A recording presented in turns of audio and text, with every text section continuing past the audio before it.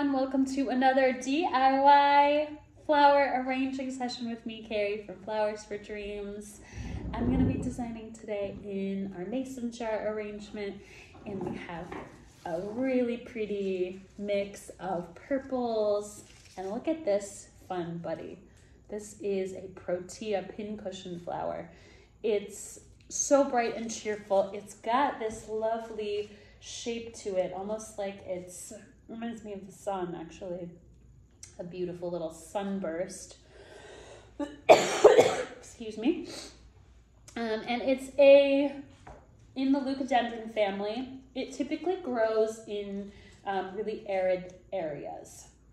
It's considered a tropical in terms of floral care because it likes warm conditions, but it actually grows in places like Australia. That's where most of our leucadendron Protea come from, and they usually last a long time, and they have some really fun and unique shapes.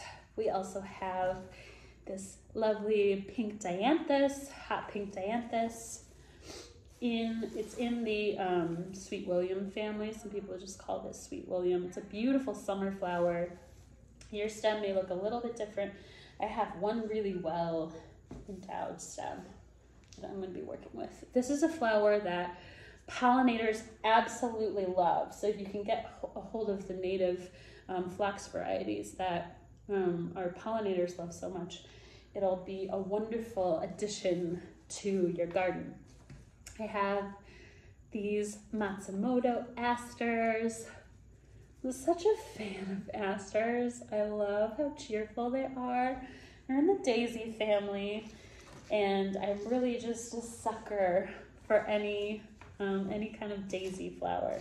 So let's start with our green up. We've got some green Pittosporum that's pretty standard.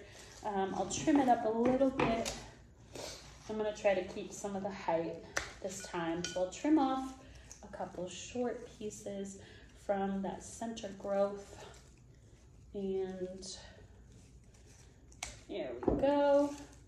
I'm going to strip off the base of the leaves.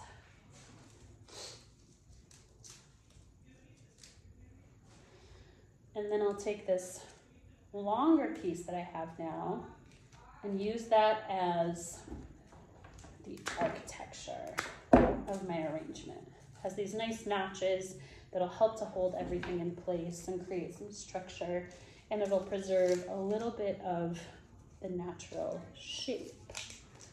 All right, gonna add my smaller pieces, and then I'll start with my Dianthus.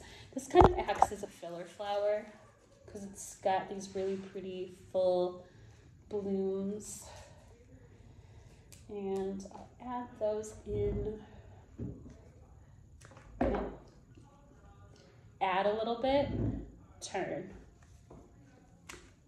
Cutting at those joint points, peeling off all of the foliage. I'll add, so I was going this way, add and turn. So there's a little bit of color on every side. My really pretty pink Dianthus. All right, add and turn, add and turn. Maybe one little taller piece to fill out a little bit more of this shape up here and get some height. I'm gonna try to, again, leave this piece a little taller. And connected, so I've got some fullness. Got one little hole right here I want to fill, although it's a perfect spot for my focal flower.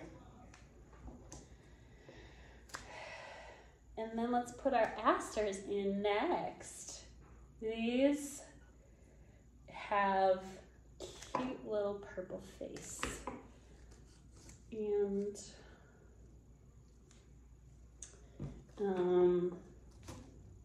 they face out.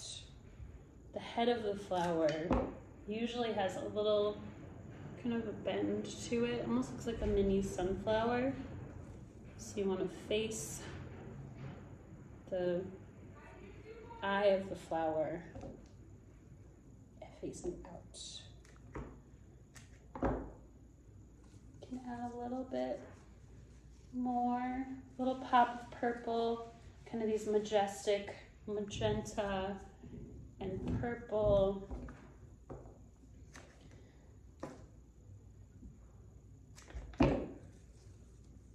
Here we go, contrasting with the hot pink.